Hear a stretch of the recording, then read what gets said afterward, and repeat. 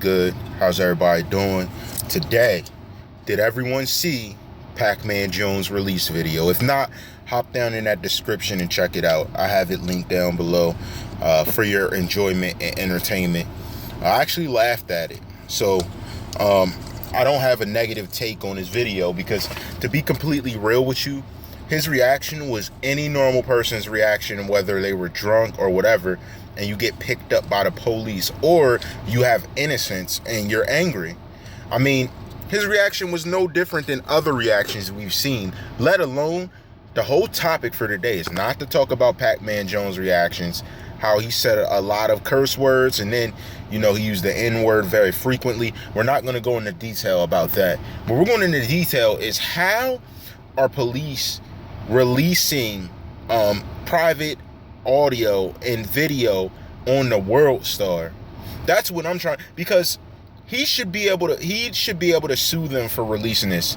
The reason I go into that is because that video and audio that's being used is either in a court of law to prove someone's guilt or to show their innocence. When they release video and information, they now take your case that is supposed to be judged by a jury of your peers and now take it to a social brigade that looks at it and has an opinion. So now it's compromised. If he takes this footage to court and he's in court, he's compromised now because they released it without even a court of public appeal to argue whether it's apt to be released or not. These officers that are doing this, that are handing the video out like they're free press, the TMZ Sports, they need dealt with. There needs to be something that happens to them. They just violated Pacman Jones' rights as a citizen to fight for his innocence in the court of law. He could have been acting like that because of how they arrested him. We didn't see anything but him riding in the car. Y'all could have beat him up. Y'all could have attacked him. There could have been something that occurred that was unjust in his part that forced that situation to occur. That's part of why I'm not going in on judgment on Pacman. But I do know that there's no way authorities should be releasing video to TMZ, to some media outlet, for some notoriety. Like, what's going on? Like, he needs reprimanded. 11300 CPD. Who is that? I want to know who that is. Someone knows their name, drop their name below. We're going to start putting these people out there because you need dealt with. You shouldn't be able to release video of someone's private arrest, whether they're saying something verbally that offends you or not, because you're in uniform taking him in.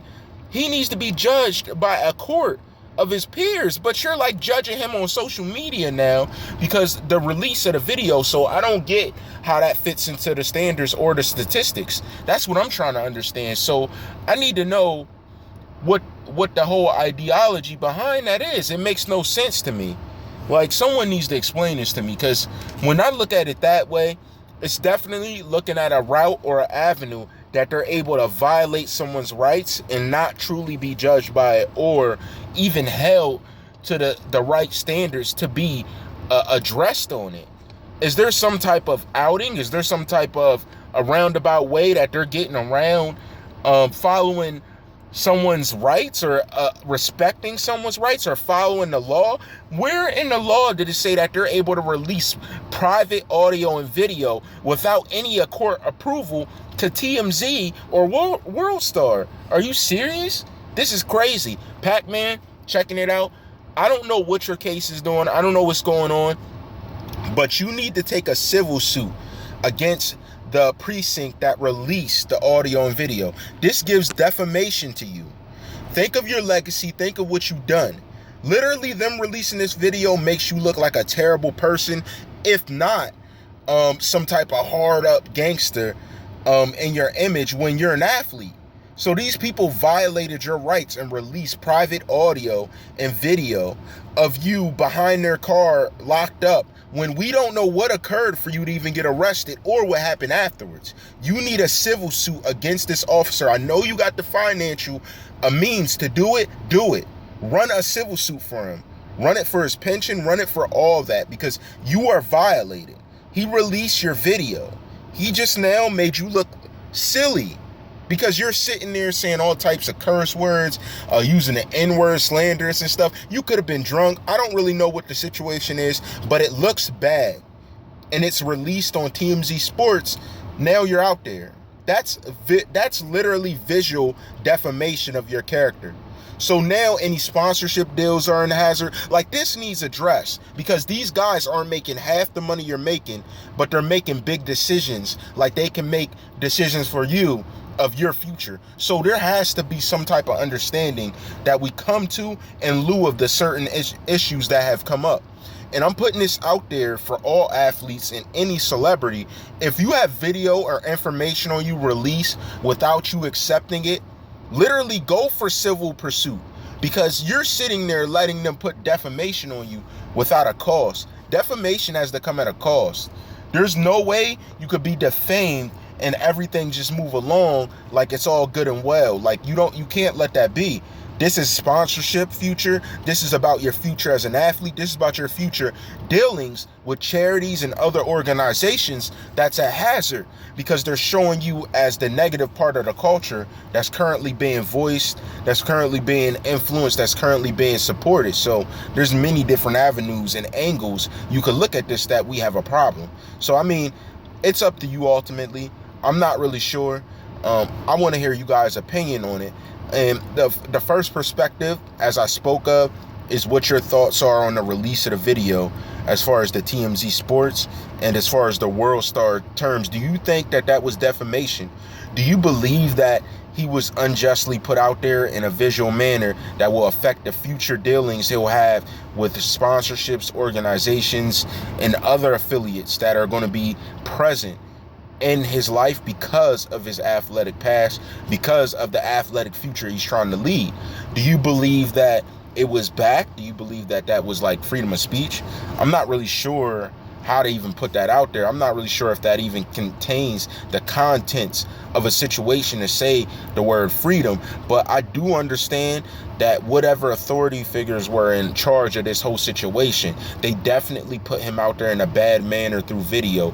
And it seems without him having any type of inkling or understanding that this information was going out because of the imagery it puts on him. And I thought that a court of peers and public appeal were what really defined what a person looked at and was looked as in the public. But it seems right with this video, he was just straight up thrown out there, and there was no type of creativity or just characterization added in a positive light. It was all negative. So we really don't even know if it was a negative thing he had the cuffs on it for in the first place. So how can we even say that he's the bad guy in this? We don't know what happened. I mean, he could have got beat up. He could have had many different things occurred to him without us ever seeing it occur, because lo and behold, the whole video and different things didn't even show what happened before. So there should have been a before camera shot in front and an after. So, I mean, there's really no way to delegate if this is an instance of the defamation that is being claimed or on my part and seen visually, to the fact that it was just social media aspect. Because you got to understand, the internet's a powerful place. So when we talk about a court of public appeals, a court of peers being involved in a judgmental, factorial way of a person's future, you talk about many different instances and many factors that make up a person's overall success, especially if you don't know them as a working class, as we know, because we know Pacman was an athlete. His working class level is not something that we're known for seeing him at. We're known for seeing him in stardom as an athlete because of the athletic ability he was blessed with and he worked hard to refine. So we got a lot of different ways to look at it. But what I'm trying to understand is, how can a police department release private video from a car when they be trying to hide it in court when it's going to prove innocence for someone anyway? But they're putting it out because it's negative, and we don't even see what the situation was that led up to it. That seems a little defamatory. And I'm not some top class lawyer or whatever, but that seems a lot of defamatory added to him, because we didn't see how you acted. We didn't see you say nothing on the video because you kind of knew a video was around. Now the question is, if that wasn't there, what would have been said? What would have been done? What was done beforehand? What did you do to make him infuriated? Was it just he felt that way? He felt like cursing and acting that way? Or was there other implications that led to the situation? So there's many different factors to look at in this case, in this situation. I mean, TMZ takes the news, TMZ Sports runs with it, and now that's what Pacman Jones looks like. You know what I mean? Before anyone makes a finalized decision, I just want them to look more into it, what happened beforehand, and not take the video and run with it, because I think he has a good case here of the defamation to his character, because as we look, as we see, there's no contemporary reason why he would be in that type of rare form, speaking that way and doing that way, if he didn't feel he was violated in some way, shape, or form. So there's many factors we have to use to obtain an understanding, because there's many different perspectives that something like this can be looked at.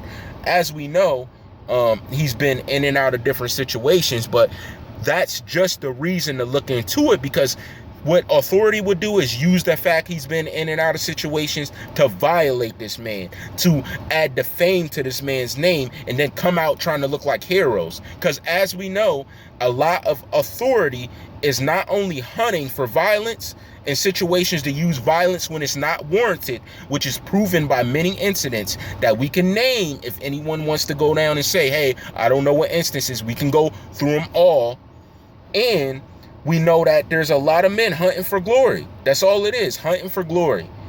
So as we know these things to be factors of man, we know that there's not a clear-cut case, especially dealing with an athlete. So let's keep our eyes open. Let's delve into the information and see what details come out to us.